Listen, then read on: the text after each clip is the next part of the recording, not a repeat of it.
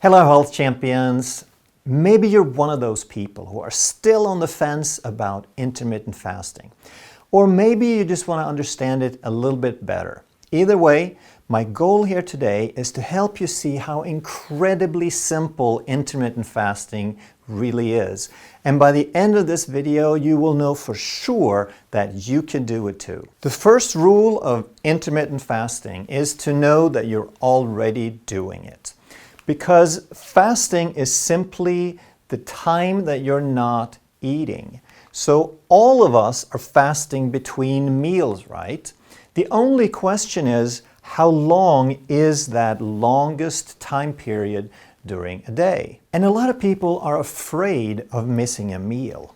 But here's the question: how come you can go 8 hours without food at night, and yet you think that something terrible is going to happen if you go more than 2 or 3 hours during the day without a meal, without topping off your blood sugar or your energy reserves, as they call it? Well, the reason you can go 8 hours at night and you think you can only go a couple of hours during the day is that you've been told that and you've turned it into a habit. That's the only reason. The second rule of intermittent fasting is that it's incredibly easy. Everyone has 24 hours in a day, and everyone spends some time sleeping, so there's a time where they're not eating.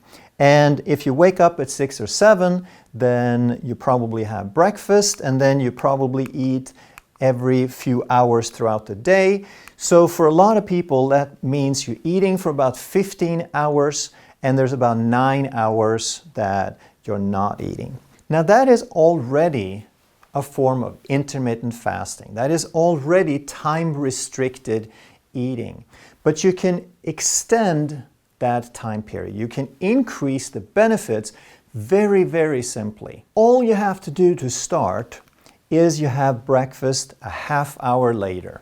And if you have to get out of the house and you can't eat later, then you bring a smoothie.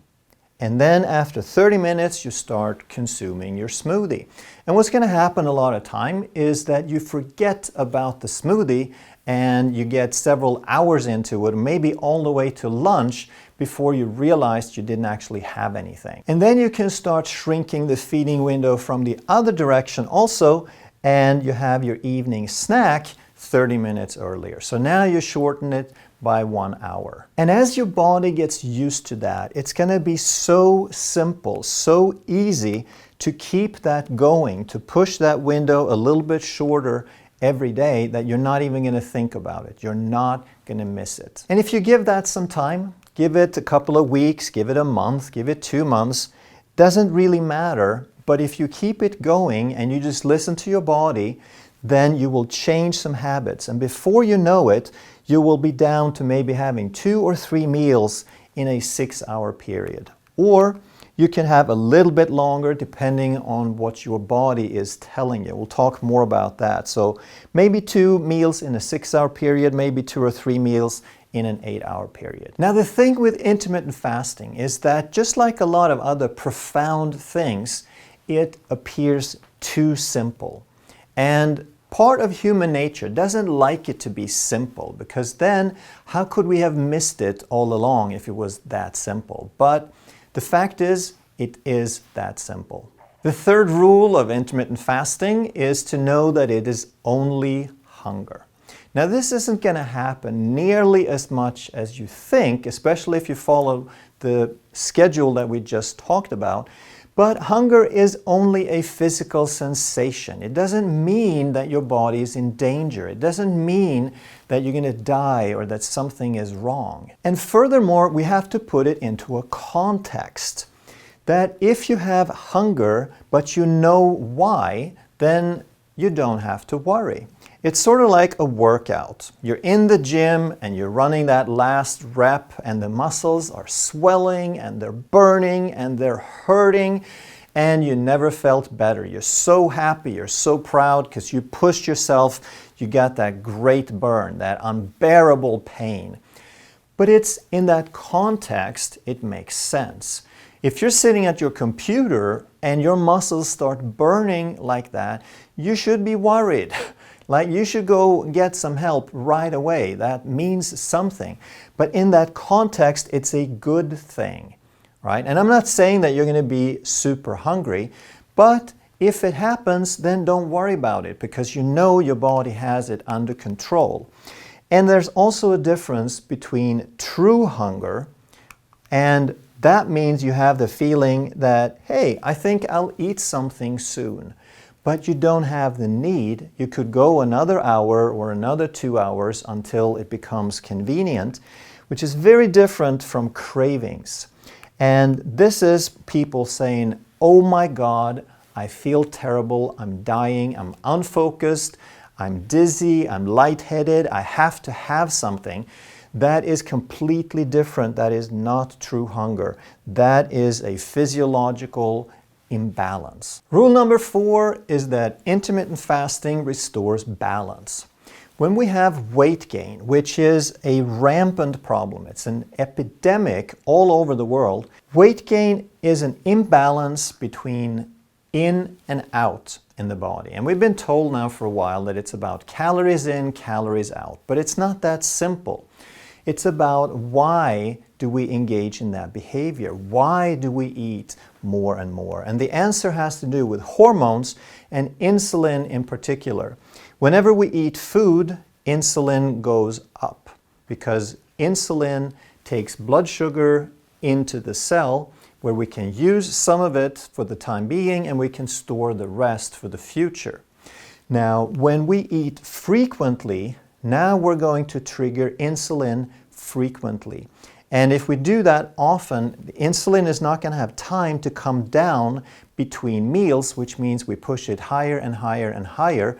And excess insulin over long periods of time results in insulin resistance. And when we have insulin resistance, we have an imbalance in storage and usage, which leads to additional hunger and cravings. So frequent meals actually changes our behavior from 2 reasons, both because we're creating a habit and an expectation, but also because we don't have access to the food. Since insulin is a storage hormone, we're shifting the balance towards storage and away from usage. So here's a graphic on what that looks like. The norm has become that we eat, like we said, every 3 hours or so.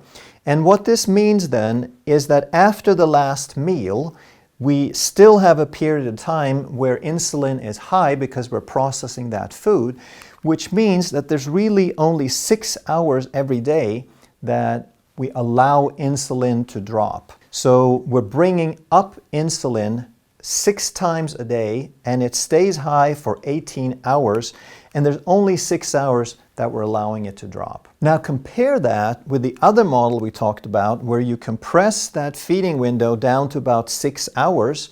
Then there's still going to be 3 hours after that last meal, but there's a huge difference because we're only bringing up insulin twice a day, and it only lasts for about a total of 9 hours, which means now we have 15 hours. We have 2.5 times as long to allow that insulin to drop. So we're creating a balance.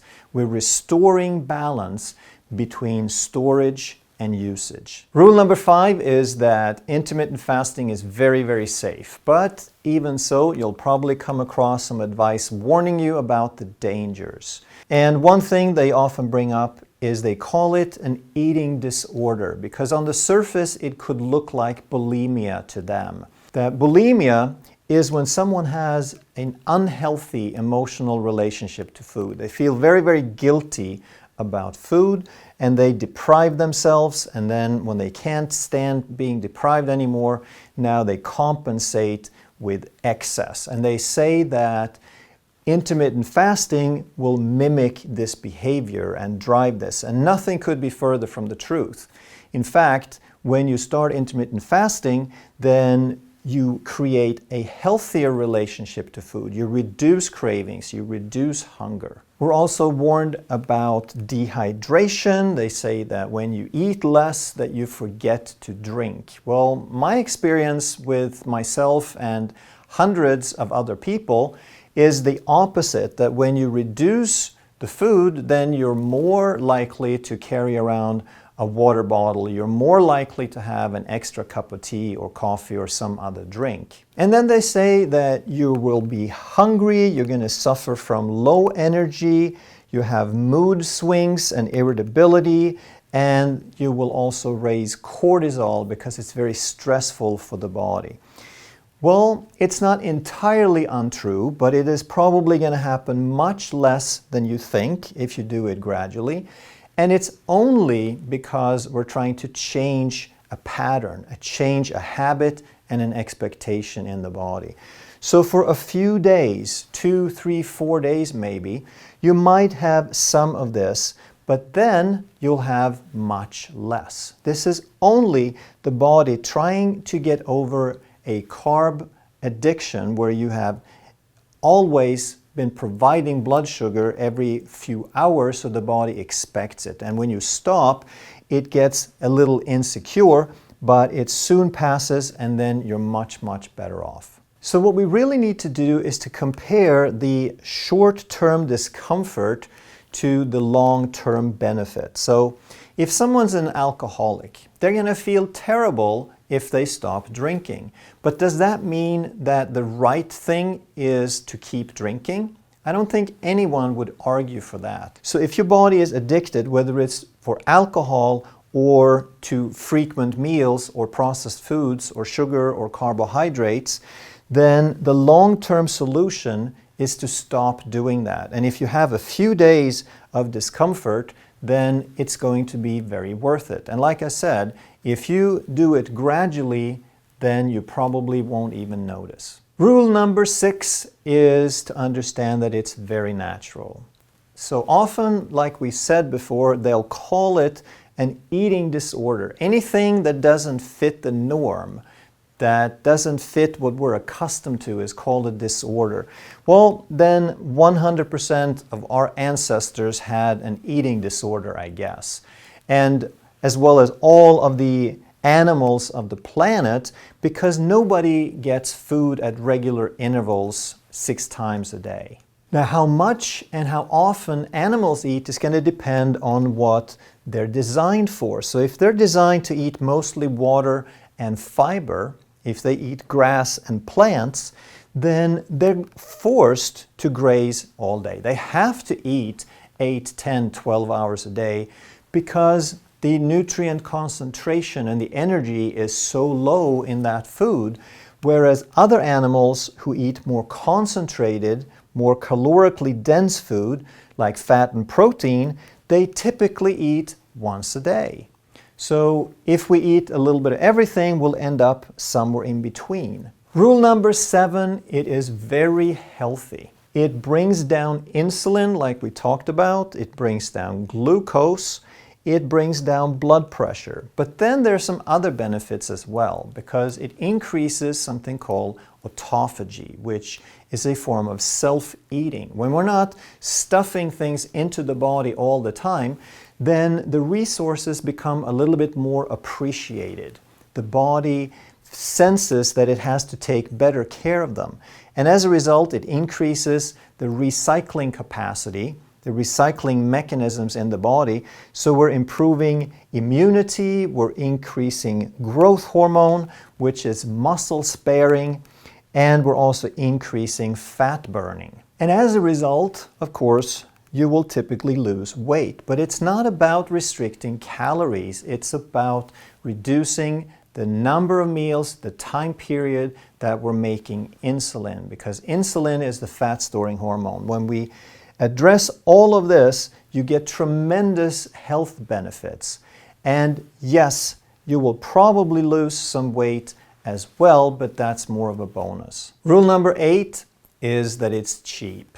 Now, typically, when something comes around, it gets your attention, you want to give it a try, it usually involves an expense. It's going to cost you something. Well, how many things do you know of that you can try that's going to cost you nothing, right? We're just talking about you doing less of something you're already doing.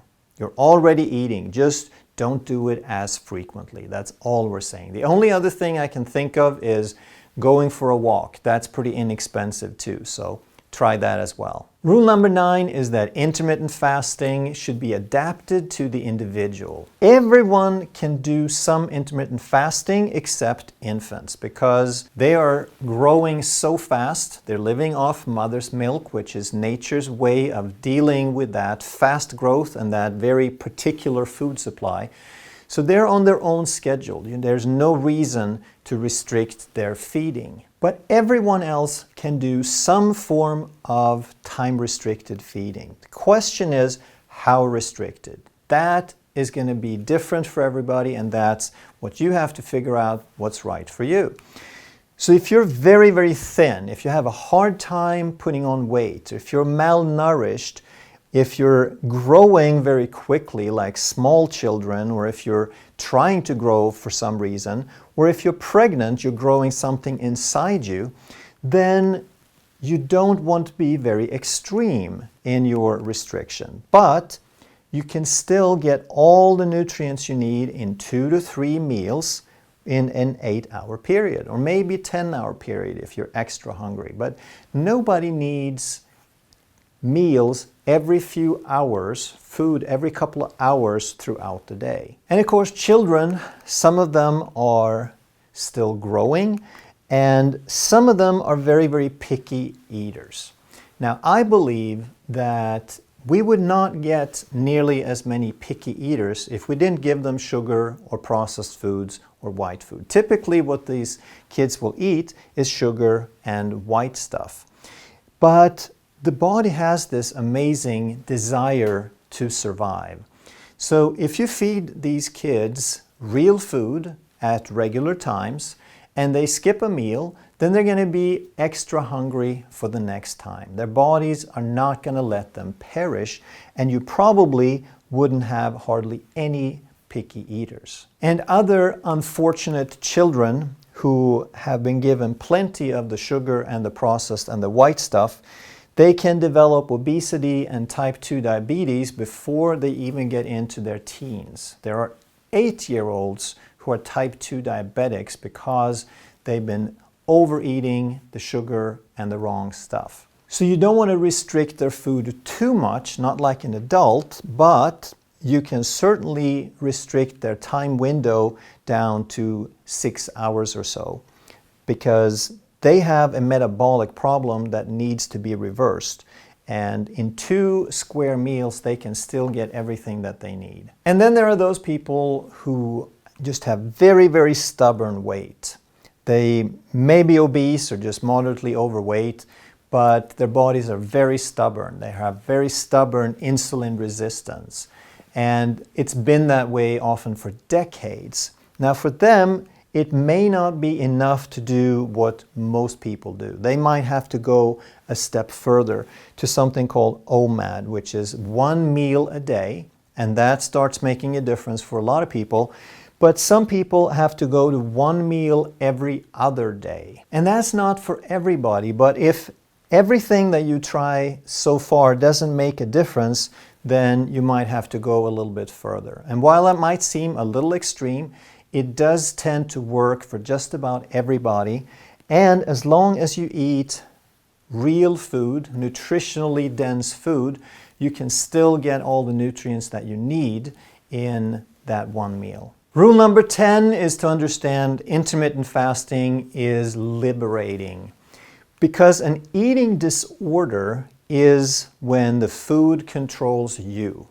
And whether you have a traditional eating disorder or you're just eating 6 times a day and you can't live without that, that's still food controlling you. When food controls your energy levels and your mood and your schedule, when you have to eat to feel good, then food is a drug. With intermittent fasting, what you'll find is that you can eat when it's convenient. If it's not convenient, you can go a few extra hours and still feel perfectly fine in every way. You'll find that over time, you will have much less hunger. You will have much less cravings. They don't control you anymore. You'll find that it frees up a lot of time when you don't spend so much time cooking and eating. And what you also find is that there's no going back. And it doesn't mean that you can't, but what I find is that for the hundreds of people, and even thousands if you count all the comments on the YouTube forums, when people try this and they find out how good they feel and that food doesn't control them, they can't even imagine going back. I've never heard of anybody going down to 2 meals a day and then going back to 6 meals. If you enjoyed this video, you're going to love that one. And if you truly want to master health by understanding how the body really works, make sure you subscribe, hit that bell, and turn on all the notifications so you never miss a life-saving video.